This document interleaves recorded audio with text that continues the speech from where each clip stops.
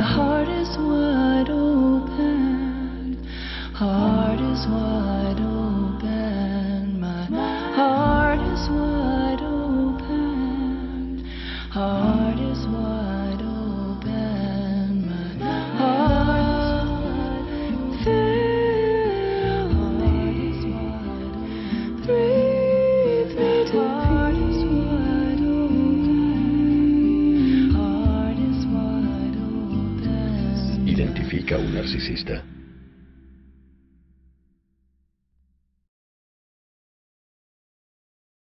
Hola chicos, soy Tabata de Identifica un Narcisista.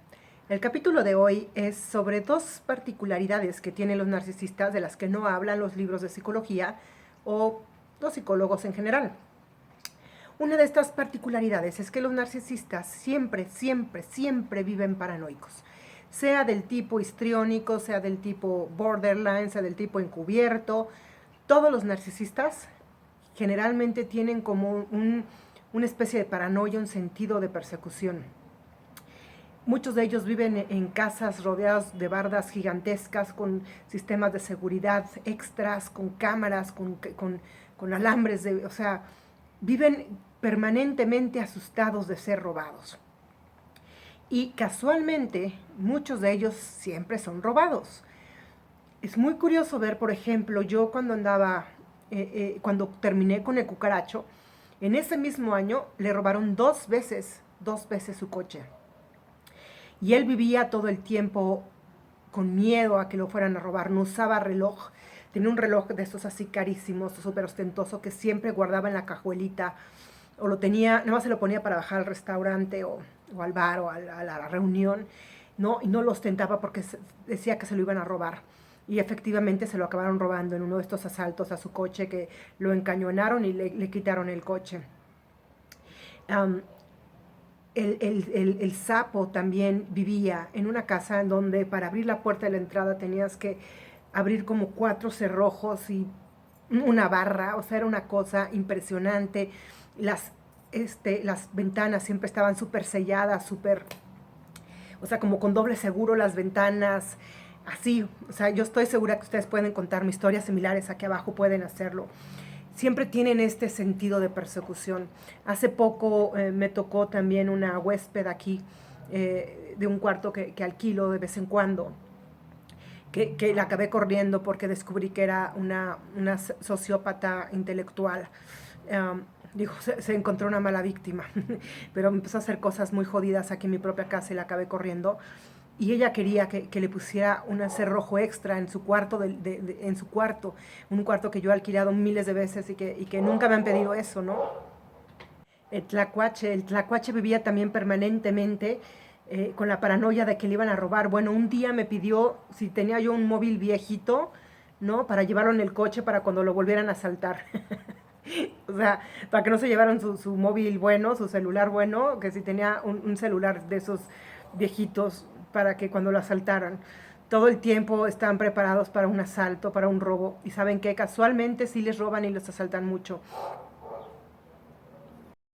Bueno, y me acuerdo que el tlacuache también, por ejemplo, de repente le acababan de robar su oficina y entonces estaba llenando de alambre de púas y de barrotes toda su oficina. Sí, en realidad siempre viven como acosados, como muertos de miedo porque les roben. Bueno, el sapo yo me acuerdo que tenía en su garage puestas unas bicicletas y le robaron 2 bicicletas cuando yo salía con él, ¿no? Y se quejaba de cuánto le robaban tan seguido y que por eso tenía 5 cerrojos en su casa. Y bueno, la araña güera, que ese es otro del que no he hablado mucho porque bueno, ese fue muy breve, pero la araña güera también, o sea, dejé de salir con él y de repente le robaron su departamento, se lo vaciaron en pleno Polanco, que es un barrio muy bueno aquí en México. O sea, cosas así, realmente suceden cosas. Cuando uno también se aleja de los narcisistas, a ellos les pasan cosas, sobre todo cuando tú te alejas desde el plano como pues del orden, ¿no? De querer hacer algo más equilibrado, más armonioso. Y bueno, creo que todos tenemos una tendencia a ser asaltados o robados a lo mejor alguna vez en nuestras vidas, pero realmente la frecuencia con la que los narcisistas son robados o asaltados es un poquito más marcada. Inclusive yo bueno, esta hija, bueno, esta zorra, ¿no? Que yo conozco, también, todo el tiempo alguien le robaba o la transaban en los negocios. Es que esta gente atrae estas vibras, o sea, realmente no es casualidad, no es casualidad y los invito a que me cuenten también si sus narcisistas tenían estas particularidades. Otra de las particularidades que tienen los narcisistas y de las que no hablan los libros es que sus casas son generalmente, en el 95% de los casos, heladas. Son casas gélidas. El otro día hice una encuesta en el grupo y resultó que el 95% de la gente que me contestó, todos dijeron que sí, que las casas de los narcisistas eran extremadamente frías. Yo recuerdo, por ejemplo, la casa del cucaracho era un departamento pequeño, ¿no? En donde sí entraba el sol, inclusive había una parte que podía haber sido muy cálida, pero siempre dejaba como 2 ventanas abiertas en donde corría una corriente que cuando tú salías del baño te congelabas. La casa del sapo era irrealmente fría. Nunca pasé unos fríos más tremendos que en esa casa. Y además apagaba la calefacción que porque no quería gastar en luz. Entonces casi, o sea, te hacías bola en la cama y no importaba cuántas cobijas te pusieras encima, parecía que estabas en el Polo Norte. La casa de Tlacuache, o sea, yo jamás o sea, si la casa del sapo era fría, la del Tlacuache era peor. Abrías la puerta del pasillo y era, haz de cuenta que abrías la puerta de una nevera, de un refrigerador. Era helado, o sea, casi no podías respirar del frío que hacía en ese pasillo. Son casas peculiarmente muy frías, las casas de los narcisistas.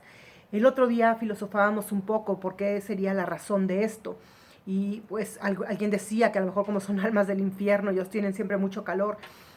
Pero es raro porque, por ejemplo, el Tlacuache siempre moría de frío, vivía como con frío todo el tiempo. Inclusive venía aquí a mi casa, que es un ambiente muy cálido, y moría de frío.